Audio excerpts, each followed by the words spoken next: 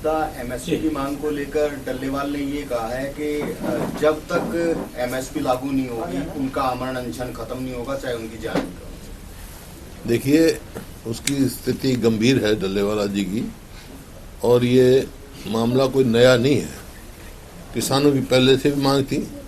जब 3 कानून पे बात हुई, जब 3 कानून आए थे और सरकार ने वापस लिए, उस टाइम बात हुई, उस टाइम ये कंडीशन थी और उनको आश्वासन दिया गया था कि भाई एमएसपी की कानूनी गारंटी नहीं, और C2 50% स्वामीनाथन का फार्मूला लागू करेंगे।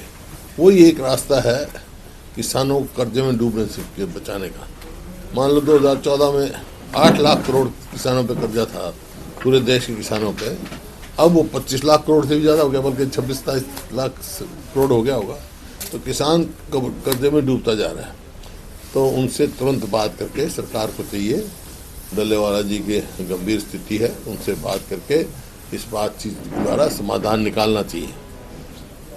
इसी मुद्दे को लेकर के राज्यसभा सांसद रामचंद्र जांगड़ा ने जो स्पीच दी कि हमारे यहाँ से 700 लड़कियां गायब हो गई और वही जिम्मेदार हैं हमारे यहाँ नशे का कारोबार, नशे का जो युवाओं में प्रचलन के। देखो, कोई भी जिम्मेवार पद पे कोई भी व्यक्ति बैठा हो, उसको जिम्मेवारी से ही बात करनी चाहिए।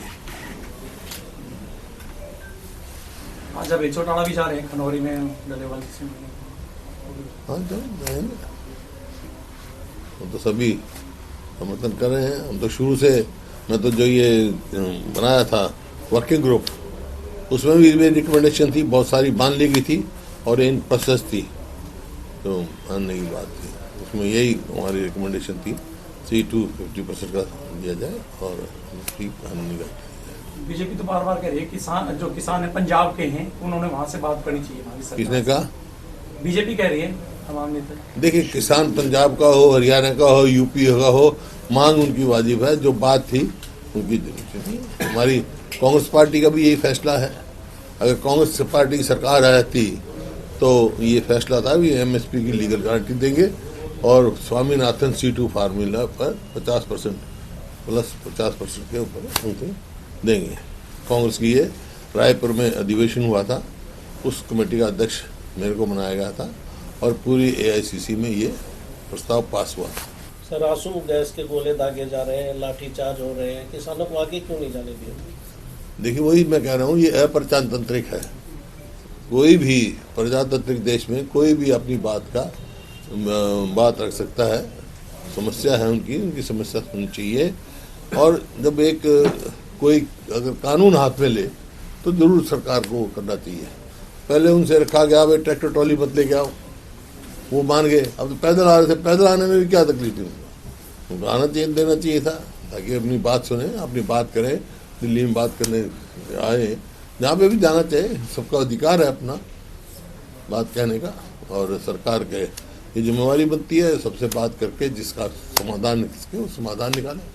आप भी खनौरी बॉर्डर पर जाएंगे सर? जिस तरह मैं तो कह रहा हूँ, मैं जाऊँगा, जरूरत पड़ी तो वहाँ भी जाऊँगा, लेकिन पहले इनको आने देना चाहिए।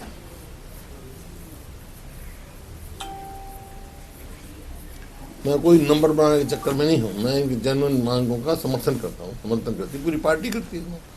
हमसे जुड़े रहने के लिए हमारे YouTube चैनल को सब्सक्राइब करें और नई वीडियो की नोटिफिकेशन के लिए बेल आइकॉन को दबाएं। अगर आप ये वीडियो Facebook पर देख रहे हैं तो लाइक जरूर करें और ज्यादा से ज्यादा शेयर करें। धन्यवाद।